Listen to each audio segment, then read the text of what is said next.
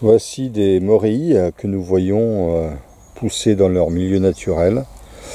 Ces morilles, alors c'est la petite morille de début du printemps qu'on retrouve jusqu'en avril, notamment en moyenne montagne. Cette morille absolument excellente doit être cuite impérativement environ 20 minutes à feu relativement moyen ou vif pour éliminer les toxines qui sont thermolabiles. Ce sont des toxines qui entraînent un éclatement des globules rouges. Donc chez certains, ça peut provoquer des réactions assez embêtantes. Donc la morille est comestible cuite uniquement, soit cuite fraîche, 20 minutes à feu non couvert, vif ou moyen, ou alors séchée. Le séchage permet de volatiliser les toxines thermolabiles. On voit que la morille, alors c'est un champignon facilement reconnaissable. On voit ici un champignon qui est alvéolé. C'est un champignon qui est creux. Donc si on regarde par exemple, voilà, le pied de cette morille est un pied creux, comme on voit ici. Voilà, j'ai coupé un petit peu la base du pied. On voit que le pied est creux, mais le chapeau lui-même est également creux. Là, on ne le voit pas ici. Il faudrait que je coupe dans le sens longitudinal. Pour s'apercevoir que le chapeau est creux. Les alvéoles sont les parties fertiles de ce champignon qui va produire donc des spores. À noter également que cette espèce est souvent liée à l'orme, aux frênes et aux arbres fruitiers comme les pommiers ou les abricotiers. C'est un hémiparasite dont le mycélium va parasiter notamment les radicelles de frêne.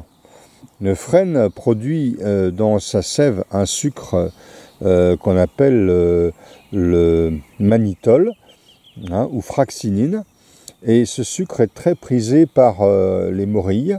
Donc elles vont puiser ce sucre simple des radicelles de frêne qu'elles parasitent, et elles vont s'en nourrir, ce qui leur permet de développer leur mycélium et leur délicieux carpophore.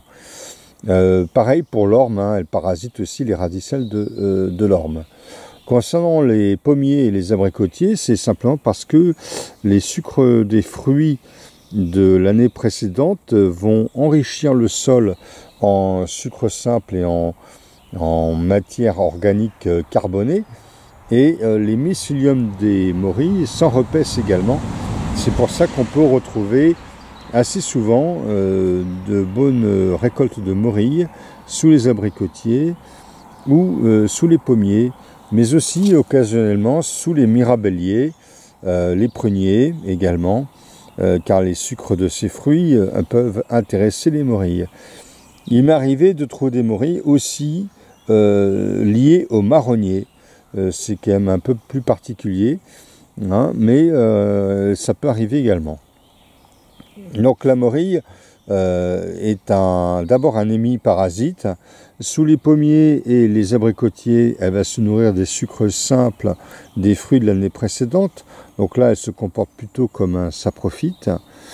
À noter que certaines personnes qui ont des vergers de pommiers chez eux, par exemple, enrichissent leur sol en épluchures de pommes l'année d'avant, et puis mettent des morceaux de morille séchés sur la zone, ce qui leur permet parfois d'avoir des bonnes récoltes de morille. J'ai entendu dire que certains pratiquaient cela et récoltaient facilement 5 à 10 kg de morille l'année suivante. Et bien voilà pour la morille, champignon emblématique du printemps, dont on dit qu'on la cherche alors que les autres champignons on les trouve. C'est dire à quel point ce champignon est très recherché. Et C'est un champignon effectivement délicieux que l'on peut consommer avec du veau, avec du blanc de poulet. Le poulet de Brest, par exemple, se marie très très bien avec la morille. Là, il existe des recettes de morille ou de poulet de Brest sauce au morille au vin jaune, par exemple, qui sont délicieuses. On peut aussi cuisiner la morille avec la noix de Saint-Jacques. Et un jour, j'ai réalisé une blanquette de noix de Saint-Jacques au morille, sauce au champagne. Je peux vous assurer que c'est absolument délicieux. Et bien sur ce, je vous dis à très bientôt.